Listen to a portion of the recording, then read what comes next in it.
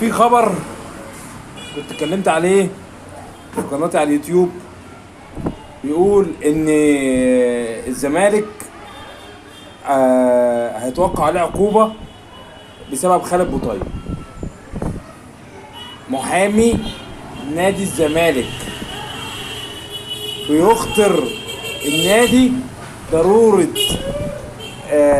التفاوض والحل الودي مع اللاعب من الآن، لأن الأيام الجاية هيتم توقيع عقوبة على نادي الزمالك